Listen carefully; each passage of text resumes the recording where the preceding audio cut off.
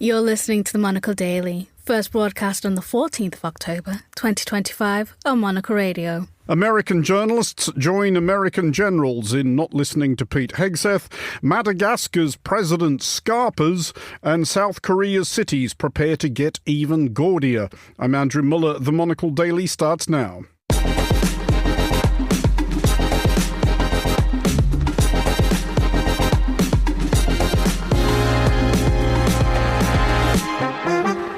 Hello and welcome to the Monocle Daily, coming to you from our studios here at Midori House in London. I'm Andrew Muller. My guests Marion Messmer and Phil Clark will discuss today's big stories, and we'll speak to Andrew Hussey about his new book, Grappling with the Political and Cultural Divisions of France. He was not short of material. Stay tuned, all that and more coming up right here on the Monocle Daily.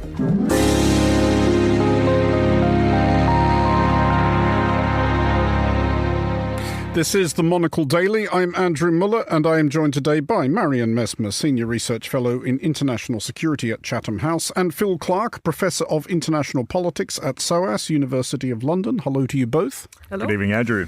Phil, first of all, you're back on behalf of our many bereaved listeners. Where have you been? I mean, it's a wonder that this station has even survived my absence, Andrew, so I'm delighted to see everyone still Many here. People are saying this. That's what I've heard, the clamour. I've been in Cape Town for the last 9 months. I spend a good chunk of the year there, but I'm back to teach at SOAS this term, so delighted to be back in London.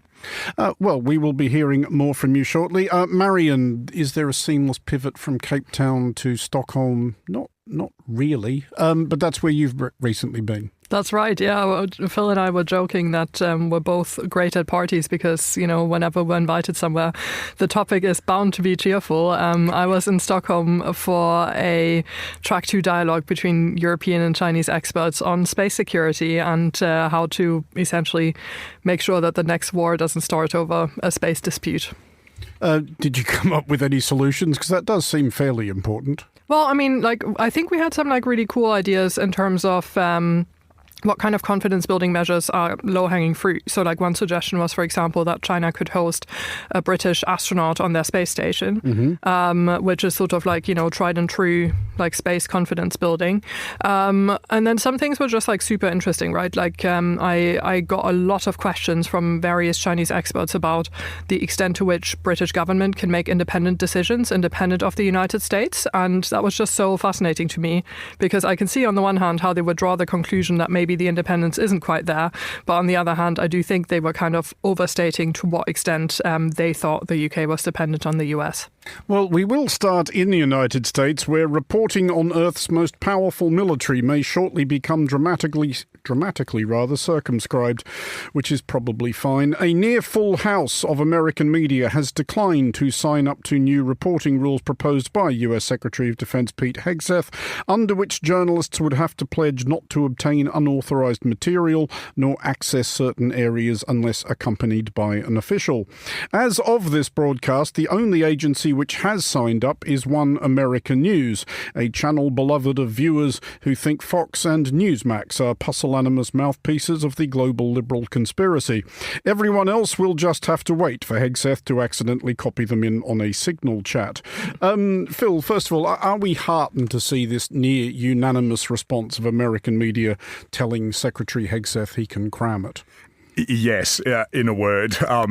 It's quite remarkable that even most of the right-wing press in the US is also aghast at this move. Even Newsmax, and they're insane. Extraordinary. So if you're too far gone for Newsmax, then you are in some very special territory. But you've actually mentioned the first thing that I wanted to say about this story was, of course, the great irony of Pete Hegseth telling people that they need to be very careful with classified information. Does seem a little bit rich given the form that he had in terms of the US bombing campaign in Yemen, which he decided to share with the Atlantic editor on Signal. So this would be a tough message to take from any US official, but particularly in the case of Pete Hegseth.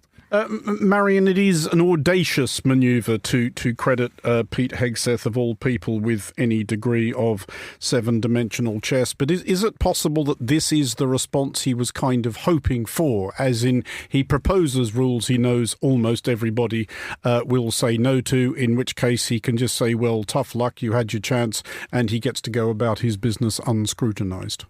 I don't know if that was the intention, but that certainly looks like it might be the outcome, right? So whether if your option is either they sign up to it and have to comply with the rules, or they don't get any access to the Department of Defense, it's not a good outcome for freedom of press or, information flows to the average American voter, or, whatever else kind of oversight powers you want to ascribe to the press. So that's pretty concerning, I would say. Phil, possibly from the wishful thinking file, but maybe is it good for reporting on the Pentagon if reporters are no longer concerned about protecting their access because they don't have any? And this is, of course, a tension which applies in all realms of journalism. On the one hand, you get invited into the building, which is journalistically useful, and also you get to walk around wearing a fancy lanyard with a little thing with your face on it. And who doesn't enjoy that? But, yeah, you can kind of wonder if I tell this particular story, will I be cast out? It could do, because there's been this very cozy relationship developing between all branches of the US government and the US press in particular. It's become a very managed show. So I guess this makes the antagonism absolute and may force American journalists to work a little bit harder. They're not going to get the kind of easy embeddedness in the Pentagon that they seem to have had for a very long time. I mean, I was looking at what is being described as the Hegseth loyalty oath. I mean, the wording of it is quite remarkable, because it talks a lot about journalists being careful with unclassified documents and information. They can only deal with information that's authorized by the Pentagon. But it goes further than that and basically says, it's about an inch away from saying we need to see drafts of your articles before they get printed. They haven't quite gone that far, but it's getting pretty damn close to it. So this is pretty brazen stuff from the US administration. Marion, can we amuse ourselves by imagining how MAGA/Trump-friendly media might have reacted had something similar been proposed by either President Biden or President Obama? I can't imagine it would have gone down well, right? They would have shouted from the rooftops about free speech and how it's curtailing that and so on. But the whole thing is a bit absurd to me, because if you imagine the standard press briefing, it's already the most sort of managed environment possible, right? Like, you're giving a pre-prepared speech that's been vetted, and you can decide whether to take questions or not. You can decide whether to answer questions if you don't like the question asked. And so I'm surprised that they are taking it that far, because I don't really see what they're gaining. It so obviously makes them look like cartoon villains without them necessarily getting much out of it. They could have just given the most superficial, empty press briefings that basically just give their line without engaging critically with the press. It could be an whole exciting new world of American journalism, Phil. We might have to go back to soliciting sources via phone and email and furtive meetings in dark car parks. I think so. I think this is what the US media is screaming out for. It seems such a placid space at the moment. It's time to liven it up, and we have Hegseth to thank for that. And just lastly on this, Marion, and sticking with the theme of wishful thinking, is it possible that the Trump administration's desire to control, tame, suborn the American media, which is, as Phil was suggesting, fairly transparent, might actually push them into sort of open revolt? Possibly, right? I think the more you push people, the more you actually risk them pushing back in some way, and it might mean that journalists that previously didn't have very much in common with the journalists that already were quite marginalized all of a sudden feel much more solidarity. So that could be good if you have a sort of collective remembrance of what journalism is sort of meant to be about, and then them actually trying to hold the government to account. And I was also wondering whether it might actually lead to more stories being leaked directly to the press, because we've seen it before, right, that sometimes civil servants or even political appointees that aren't quite happy with the direction take matters in their own hands by leaking a story to a friendly journalist. And if there now isn't necessarily a proper official channel for announcing things, there might just be more leaks and things might get a bit more rogue in that way. There's also something honest about what the US is doing, because I feel like a lot of other countries try to do the same thing but don't do it as openly. I mean, you've got Keir Starmer at the moment giving press conferences to 3 hand-picked journalists, from the BBC, Sky News, and then any other sort of centre-right media outlet he thinks is fairly friendly to him on any given topic, which is exactly the same thing. It's another form of media suppression. It's just sort of shrouded in classic, British manners, whereas at least the Yanks are being completely transparent in the suppression that's going on. Well, to Ukraine now, and to an apparent resumption of the 3 steps forward, 2 steps backward, several more sideways and in circles dance, which has been conducted by Ukraine and its allies where weapons upgrades are concerned. Ukraine asks for a thing, everybody fiddles with their sleeves and stares at their shoes while fretting that maybe this will be what prompts Russia to invade Finland. Then eventually everybody gives Ukraine what they wanted, slightly too late for it to make much difference. All of which is by way of preamble to the suggestion that US President Donald Trump might or might not authorise the dispatch of Tomahawk long-range missiles to Ukraine. To be clear, dispatch them to Ukraine with a view to Ukraine firing them at Russia. Marion, the table's resident weapons boffin, how much of a difference would actual Tomahawk cruise missiles make on top of everything else Ukraine has? Well, as you sort of alluded to, right, Ukraine is now almost at a place where it's got its own fieldable capability that has a similar range, or actually, as the Ukrainian weapons manufacturers say, slightly longer range, slightly better guidance. But I think that's not operational yet. So I guess the Tomahawks would be usable immediately, which is the big difference. The other difference is that these are the first missiles that would put Moscow firmly in range.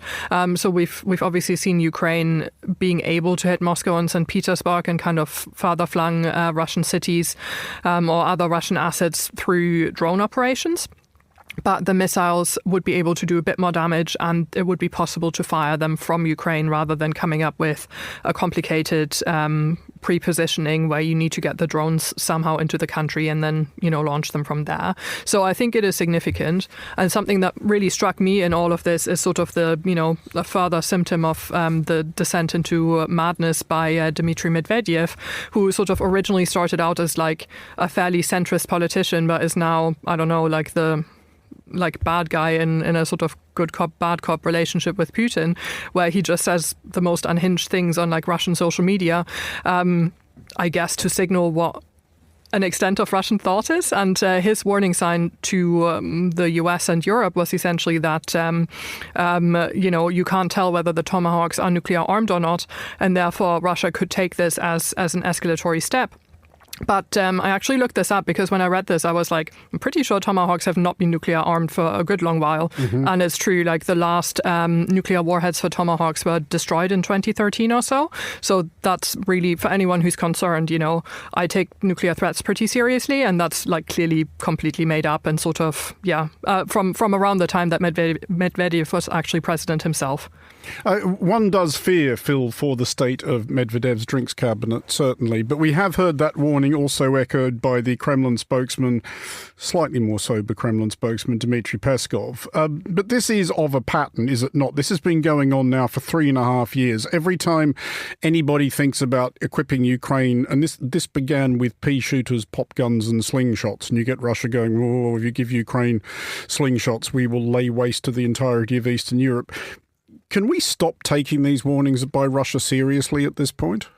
It's clear that Trump has stopped taking those warnings seriously. That I think that's one of the big things to come out of this episode is this growing clarity from the US side that they don't see Russia coming to the negotiating table anytime soon, that they are 100% behind Zelensky, that whole charade that took place in the Oval Office, the embarrassment of Zelensky and the damage that did diplomatically seems to be a long way behind us now. Trump seems to have determined that he has to 100% back Ukraine here, and Russia is fundamentally untrustworthy. So that's a real sea change in this whole dynamic. Now, whether the threat of sort of even further bolstering the Ukrainian artillery is the best way to resolve this conflict remains to be seen. But I think the clarity of the US position is really important to recognize here.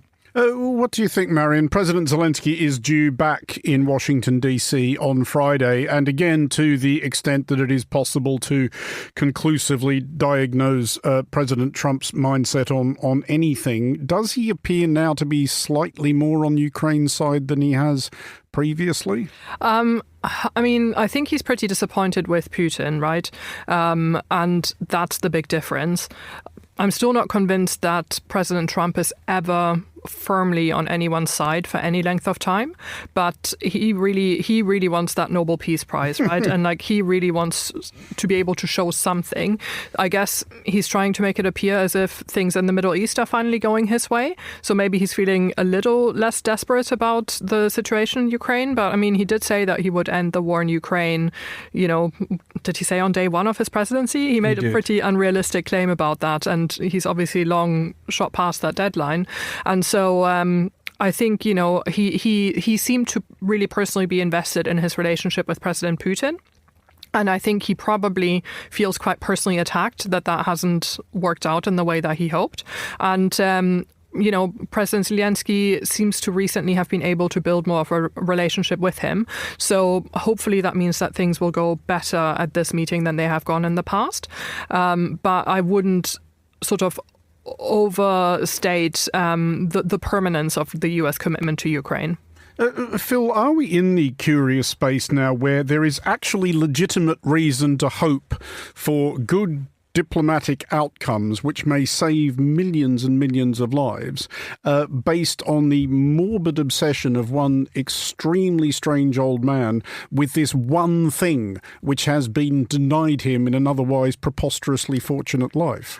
We are in a very strange territory where global peace hinges on Donald Trump, but it does weirdly seem that way at the moment. I guess my caveat to that is I wish he would stop claiming the 5 other completed peace process. Oh no, it's 7 or 8 now. I mean, we're including the thwarted war between, was it Albania and Cambodia, or that's right, yeah, something like that. So if he were just to narrow his parameters down to the realistic peace processes that he may have had some involvement in, then perhaps that success rate might look a little higher. But look, I guess everybody is holding their breath to see what happens in Gaza and whether that ceasefire in fact holds. But there is absolutely no doubt that the sort of bizarre obsession and determination of Trump and his personal relationship with Netanyahu seems to have been key in that regard. It is looking, though, like the Russia-Ukraine situation is going to be even more difficult than Gaza. And I think one of the telltales for me here, and it's in today's reports, is this more, I guess, mocking bellicose language that Russia is using towards the US and towards Trump personally. I don't think we've seen that. I mean, Medvedev's description of Trump was remarkable, and today he calls him the star-spangled uncle. I thought this is such a beautiful phrase. I mean, if he is tweeting this kind of while drunk, he's remaining, you know, quite coherent about it. But we've seen Russia actually try to mollycoddle Trump, to flatter him. You know, that seems to have been their main diplomatic strategy up until now. Now we're starting to see more derision, more aggression coming from the Russian side. All of which I think perhaps neuters Trump's ability to try to contribute to the peace solution there. This looks like a real quagmire in the Ukraine-Russia situation. Just finally on that, Marion, and looking at this through the prism of what may or may not have been accomplished in Gaza, does that buy Trump any leverage with Putin? Do the Russians look at that image of Trump with sort of that enormous array of world leaders arrayed behind him, certainly a better crowd than Vladimir Putin could pull at this point, and think, well, maybe he is serious? I don't think so. I mean, I think Russia, you know, is beginning to be very comfortable, or has been very comfortable for a few years now in this new space where it has relationships only with a certain subset of countries. And, you know, I think the really big difference is also that the Russian government tends to be very institution-focused. And so if it looks at how hollowed out the State Department is, you know, how I'm sure many Russian diplomats that have been serving for decades can no longer find US counterparts and so on, they wouldn't estimate that as the US being in a position of strength. They would probably see that as a position of weakness because, you know, even if we're talking about something like the New START arms control treaty extension that Putin proposed, if that requires any work that goes beyond a presidential agreement, the US doesn't currently have the political appointees in place that would normally lead these processes. And so, for a state like Russia that really cares about process, that really cares about diplomatic history and legacy and so on, that isn't a good look. Well, to Madagascar now, where the eventful political career of President Andry Rajoelina would appear to have lurched to a dramatic halt. President Rajoelina, faced with an alliance of disaffected youth and Madagascar's military bearing down upon the Iovahala Palace in Antananarivo, has decided, probably wisely, to cut his losses and has skipped the country. He has since made a broadcast on social media in which he declined to say exactly where he was. The new man in charge, for the moment at least, appears to be one Colonel Michael Randrianarina of the influential military unit CAPSAT, which threw in its lot with Madagascar's Gen Z earlier this week.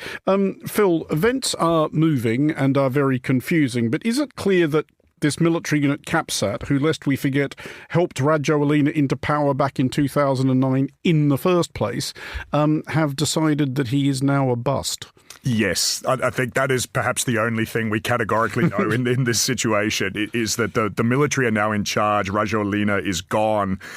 As to what happens now remains to be seen. I was speaking to a couple of my East African colleagues today. I mean, my patch tends to be more Central Africa, but my East African colleagues are saying to me the thing you have to realize about the Malagasy military is they are so famously factionalized. So even CAPSAT itself has all sorts of internal divisions and hierarchies that may play out in a very messy and violent way over the days to come. So that they are by no means a sort of stabilizing force here. But the other thing that remains to be seen is what happens to these youth protests, because as we've seen in many other parts of Africa in the last few years, the youth may be agitated to get rid of the president and the current administration. The last thing they want is that administration be replaced by the military. This was not the reason they were out in the streets. They weren't there protesting against water and electricity cuts and high unemployment and all the rest of it in order to get CAPSAT in charge. So there's a high chance not only that CAPSAT itself is an incoherent beast, but also that the youth may be back out on the streets in a few days, pretty angry about what has replaced Rajoelina. So lots to play out in the next week or two. And that would, of course, be a very high-stakes endeavour, Marion. Recently arrived military juntas not known for their fondness for large-scale public protest. Colonel Randrianarina has been saying all the stuff that people like him usually do in such situations, which is that, yes, we will, of course, restore civilian rule. There will be elections. He's saying within 18 months to 2 years. However, what would be our levels of confidence that that happens? I mean, I don't know a whole lot about Madagascar, but at least from what I've seen about the protests, they don't seem intense enough to me to justify that length of delay before you hold elections. So my concern would be that the military essentially sees this as them being here to stay. And 2 years down the line, the situation in the country could look completely different anyway. And they could come up with any number of reasons as for why they have to continue to delay holding elections. Phil, I realise there's a why not both answer to this question, but are we looking here, do you think, more at something that fits a recent unwelcome revival of the coup d'etat across Africa as an instrument of statecraft, or, as has been posited, a global wave of unhappy young folk? We have seen similar protests in, all sorts of places: Paraguay, Sri Lanka, Nepal most effectively, I think is the word we want. Which of those is it more likely? I think the case it's closest to are the Gen Z protests in Kenya in the last 12 months. And there's a bit to that story that I haven't seen in the press picked up today in relation to Madagascar, which is, one of the things that hampered Rajoelina's government's ability to deliver social services is that this is an economy that is being absolutely battered by the World Bank and the IMF. So like many African states, they took out huge emergency loans during the pandemic when they couldn't get access to the vaccines and their economies had completely collapsed. And the World Bank and the IMF are demanding that African states pay this debt back at a rate that we've never seen. And it's putting enormous pressure on in African economies. Social services are therefore collapsing, and then we're seeing these youthful protests. And what happened in Kenya was a direct consequence of this kind of debt repayment, and exactly the same thing is happening in Madagascar. So yes, this is about, to a certain extent, inept and corrupt domestic governments in these African states. But there's also a really important multilateral picture here about the role of international economic actors, the pressure that they're putting on these states, the undermining of welfare systems and social delivery systems, and we're seeing angry young people on the streets as a result of that. Well, to South Korea and to what is surely the holy grail where advertisers are concerned, i.e. advertising that people will actually go out of their way to look at. Several South Korean jurisdictions are taking advantage of a recent relaxation of regulation around such things and are building massive outdoor screens in anticipation of an untapped market of people who spend their lives thinking, you know what I just don't see enough of? Advertising. Although there probably are people not far from South Korea who do in fact know the feeling. The obvious models would be the likes of Piccadilly Circus in London or Times Square in New York City or other such public spaces which seem predominantly populated largely by Italian teenagers with fluorescent backpacks. Would you be enticed by this, Marion? Would you go out of your way to look at an enormous digital advertising hoarding? Not at all, I have to say. I was thinking, Times Square always looks so much better in pictures or films, but when you actually go in person, it's crowded and the ads don't look as nice as they do when you take a picture of it or when you see film of it. And I remember being supremely disappointed when I visited Times Square for the first time, and I was like, what's the big deal? Why is this so famous? I don't see the appeal at all. What about you, Phil? Were you one of those Antipodean hayseeds who comes to London and is disappointed when they go to Piccadilly Circus and find there isn't a lion tamer? It's very disappointing. I actually have to ride my bike through there tonight, and I'm still disappointed every time I go through there. But I think like Marion, I'm sort of baffled by the idea that more of these hoardings will bring the hordes, pardon the pun, to Seoul and other capitals. I would have thought the sort of sensory overload and bright lights of these things would put a lot of people off. It sort of also reminded me about the current debate about sports stadiums and just this absolute overload of constantly flashing advertisements and the impact on the viewership. I mean, that actually seems to be turning a lot of people away from going to sports events, this kind of absolute bombardment of this. But clearly the South Korean government has a different idea and thinks that this will bring the tourists flocking. The thing you were saying, though, Marion, I think there is a lot to that, the idea that it doesn't look as cool when you actually go there. And I think, who wouldn't be disappointed by Times Square? That's a strange demographic. Who are those people who go to Times Square and go, oh my God, it's everything I dreamed it would be? But is the point of these things not for people to actually look at them, but for them to be in the background when people take pictures of themselves standing in front of them? Well, I kind of assumed, same with the big screens on Piccadilly Circus, that it's just a high traffic area for some other reason, like, for example, because it's a big hub of streets that come together or tube stations or whatever. And so the ads are there because people pass by. It didn't occur to me that you would try to use the ads to attract people.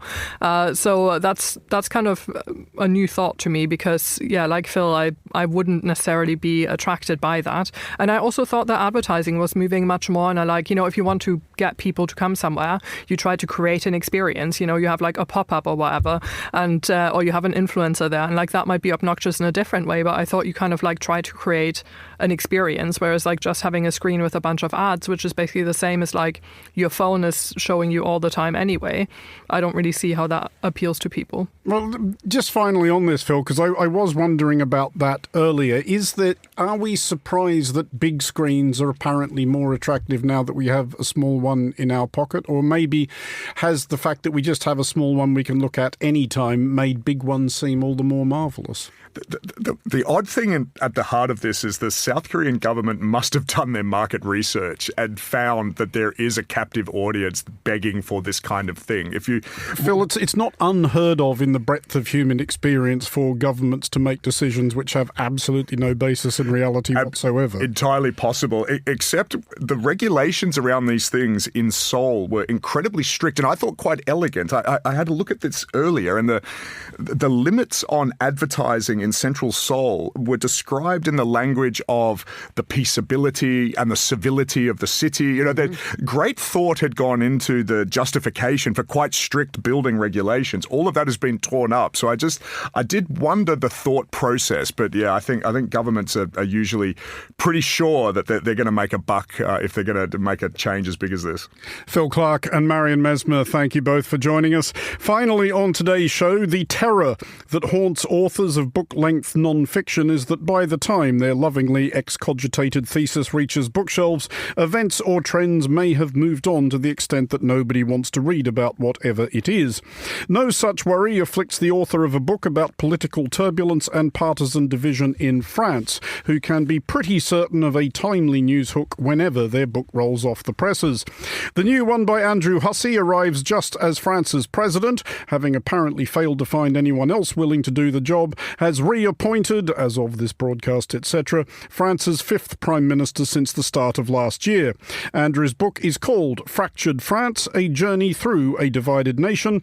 I spoke to Andrew earlier and began by asking if France today is really any more fractured than usual. Well, to be honest with you, the original title of the book was France in Fragments, and the reason I still like that title, France in Fragments, because it's got a dual meaning. Partly, it's about my life in France, which is necessarily in fragments. It's fragmented, of course, but also as well, I don't know if I've got a thesis, but I've got some ideas, and that's different. And the ideas are that France is fragmented. There's one bit where I quote the philosopher Alain Finkielkraut, and he talks about what he calls the Lebanization of France, in which you've got all these different factions and parties and groups, and they're all competing, but they're not sure what they're competing for, but they're competing against each other. It's all about sort of, things falling apart. So Fractured France, I think, is an okay title, but if there's anything fractured, it's the same thing as being fragmented. And what I mean by that, if there's an overwhelming idea, is that France is not Britain, and France is not Britain for lots of reasons, history, one of them, and the French Revolution, and the idea of the Republic, and particularly the idea of the République indivisible. And I always say that I'm a kind of monarchist in Britain, which I am, and I'm a Republican in France. And I believe in the French Republic as the République indivisible, that it can't be divided or separated up or fragmented or fractured. But over the past 40 years, which is really the time frame of the book, I go from being a young lad who's not really understanding France to now kind of understanding that the France that I fell in love with is maybe still there, but it's in great danger. You illustrate this by choosing a few different places around France, and obviously that is there's choices being made there because France is a huge country and you couldn't possibly visit all of it. So how did you narrow it down? What were you looking for in the places that you chose? Partly, I've got to say that it was a roll of the dice, because it's a huge country, and I just knew from the beginning that I wasn't going to be able to cover West, and Brittany, and you think it was very, very complicated. So my first choice was to go to places that I knew well, or that had a meaning for me, like Lyon and Dijon. And then places that I didn't know well, but I thought were kind of like vulnerable, places like Angers and Reims. And there was a reason why I'd never been to those places before, because they're very bourgeois, they're very sort of La France profonde and so on. And that was a voyage of adventure for me. And of course, I kicked off in Roubaix, in the north of France, for the very simple reason it's got a terrible reputation as the poorest town in France, and it's given birth to all these jihadis. I think I mentioned the Ch'ti d'Allah, who are the white, blue-eyed, blonde-haired, working-class terrorists, the Ch'ti, the Scousers, the Northerners who come from the north of France, who have become jihadi terrorists. So I went to places that intrigued me. And of course, I ended up in Marseille, which is a love affair, always has been a love affair for me, which is, in a way, the starting point for my next book as well. I mean, that first place you mention is where you begin drawing out a lot of the themes of the book. It is when you meet people who are on the front lines of various of these concerns. Islamist terrorism, which France seems to have had a bigger problem with than most European countries, and the populism which has arisen arguably in response to that. But when you look at the kind of populist eruptions in France in recent years, you mentioned obviously the Gilets jaunes, the Yellow Jacket movement. Does it strike you as peculiarly French, or is this part of a global phenomenon that we're seeing, here with the Brexiters and allied movement in the United Kingdom and with Trumpism in the United States? I think it's both at the same time, and I talk about this a lot in other forums. On the one hand, you've got global politics, global geopolitics, and you've got trends and moods, if you like, atmospheres. So you've got populism, you've got Faragism, you've got Trumpism, etc., etc.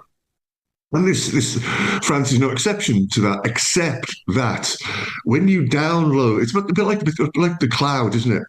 It's over everything. It's transnational. But when you download it into local conditions, into France, it takes on local meanings. And that's inevitable because of French history and because of the French context. And I'll give you a very clear example of that, is anti-Semitism. You know, France has got the biggest population of Muslims in Europe, but it's also got the most fragile and vulnerable group of Jews in Western Europe. French history has not distinguished itself through, you know, what happened during the Second World War and the Vichy years. And a lot of the second half of the 20th century and a good, you know, amount of the 21st century is still unraveling all of that. And of course, what's going on in the world at the moment with Israel and Gaza and so on, it's hitting hard in France, as it is everywhere, but in a specifically French context. Going back to other groups like the Gilets jaunes and so on, yes, they are specifically French, I think, because they come from a very French word, le terroir, the earth itself, the ground itself.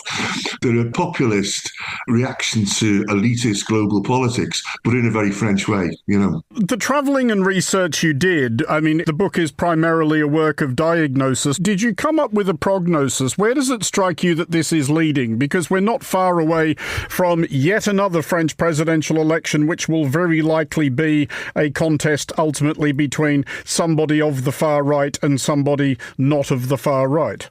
Well, I started writing the book in 2017, and I remember that time there was a very senior academic at the university here, Sciences Sociales, and I interviewed him, and he said to me, Macronism is going to be a massive failure, and it's going to be one of the great dangers for France, more than Le Pen, more than anything else. And, you know, I asked him what he meant by that.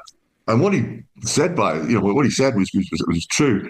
He says, the Macron generation is politically homeless. And I homed in on that, particularly in the section in Reims, where I speak to a lot of young people about this.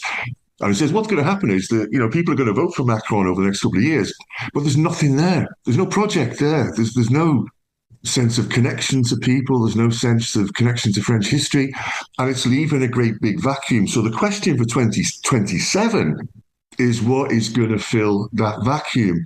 And I've spent a lot of time with the right wing in particular, the far right in particular. I've attended meetings, I've interviewed people, and also, you know, picking up on ordinary life. And I don't like making predictions because I always make them, you know, badly. But I do have a very specific sense that what's going to happen in France over the next couple of years is going to completely transform Europe. And by that, I don't mean just the Giorgia Meloni type of far-right government. I mean, whatever is in the Rassemblement National that we don't know about is going to take power, I think. That was Andrew Hussey speaking to me earlier. Fractured France, A Journey Through a Divided Nation is available now. That's all for this edition of The Daily. Thanks to our panellists today, Marion Messmer and Phil Clark. The show was produced by Tom Webb and researched by Joanna Moser. Our sound engineer was Elliot Greenfield. I'm Andrew Muller here in London. The Daily is back at the same time tomorrow. Thanks for listening.